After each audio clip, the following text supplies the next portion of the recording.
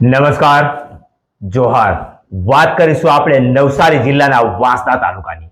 વાંસદામાં શિક્ષણને શર્મસાર કરતો કિસ્સો પ્રકાશમાં આવતા સમગ્ર વાંસદા પંથકમાં ચર્ચાનો વિષય બન્યો છે.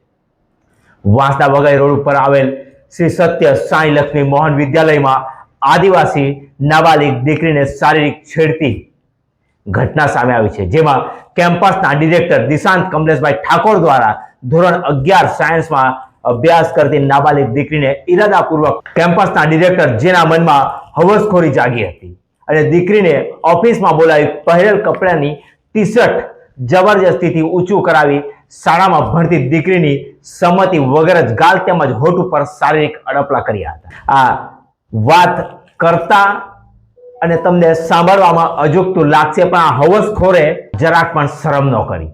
આ હવસખોરની વાત આટલેથી ન અટકી. સત્ય સાંઈ લક્ષ્મી મોહન વિદ્યાલયના કેમ્પસના ડિરેક્ટર હવસનો કીડો એવો હતો કે નાબાલિગ આદિવાસી દીકરીને પોતાના પ્રાઇવેટ પાર્ટ ઉપર હાથ મૂકવા મજબૂર કરી હતી. સમગ્ર બાબતની ફરિયાદ થતા વાંસદા તાલુકામાં વાંસદા તથા નવસારી જિલ્લા પોલીસ કેમ્પસના ડિરેક્ટર દિશાંત ઠાકોરને ધરપકડ કરતા સમગ્ર વિસ્તારમાં ચકચાર મચી જવા પામ્યો હતો. પોલીસ દ્વારા મામલાની તપાસ કરતા તથ્ય જણાતા પોલીસે કડકાઈપૂર્વક કાર્યવાહી હાથ ધરી સમગ્ર પંથકમાં ચર્ચાનો વિષય બનાવી દીધો. લોકચર્ચાએ એવું જોર પકડ્યું હતું કે સત્તાધારી પક્ષના તાલુકાના નેતા દ્વારા એડી ચોટીનું જોર લગાવવામાં આવ્યું હતું આવા નબીરાને બચાવવા માટે. પણ નવસારી વાંસદા પોલીસે દીકરીને ન્યાય આપવા માટે કંઈ પણ કાચું ન કાપ્યું. પણ મારે સત્તા ઉપર બેસેલા લોકોને, નેતાઓને કહેવું છે કે આવા હવસખોરને બચાવવા જે લોકોએ પ્રયાસ કર્યા એવા લોકોને મારે કહેવું છે કે તમારે પણ દીકરી છે, શાળામાં ભણવા જાય છે અને એની તો શરમ કરો.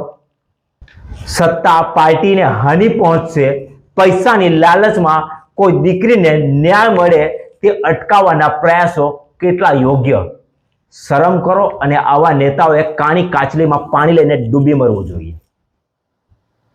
આદિવાસી વિસ્તારમાં નાબાલિગ દીકરી ઉપર આવી ઘટના થાય છે અને એ ઘટનાને લઈને એને બચાવવાના પ્રયાસ થાય છે. જ્યારે આવી જ ઘટના ડાંગમાં થઈ, ડાંગમાં દીકરીને સાથે દુષ્કર્મ થયું અને સમગ્ર નેતાઓ તૂટી પડ્યા અને આશ્રમ શાળાનું લાયસન્સ પણ રદ કરાવી દીધું. ત્યારે વાંસદા કેમ કોઈ નેતા બોલતા નથી?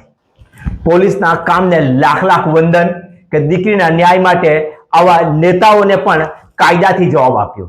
ભારતીય ન્યાય સંહિતા 2023ની કલમ તથા જાતીય ગુના સાથે બાળકોને રક્ષણ આપતો અધિનિયમ 2012ની કલમ તથા અનુસૂચિત જનજાતિ અત્યાચાર નિવારણ અધિનિયમની કલમ 3 મુજબનો ગુનો દાખલ કરવામાં આવ્યો છે. કેમ્પસના ડિરેક્ટર દિશાંત ઠાકોરની 19 તારીખના રોજ 11 કલાકે ધરપકડ કરવામાં આવી હતી. સમગ્ર ઘટનાની જાણ બાદ 20 તારીખના રોજ નામદાર કોર્ટ નવસારી ખાતે એમને લઈ જવામાં આવ્યા હતા. ત્યાં નામદાર કોર્ટે 4 દિવસ સુધીના દિશાંત ઠાકોરના રિમાન્ડ મંજૂર કરવામાં આવ્યા છે. પોલીસે વધુ તપાસ હાથ ધરી છે, કારણ કે લોકચર્ચા એવી પણ ચાલી રહી છે કે અગાઉ પણ આવા કિસ્સા બની ચૂક્યા છે જેને છુપાવવામાં આવ્યા છે. એના માટે પણ પોલીસ વધુ તપાસ કરી રહી છે.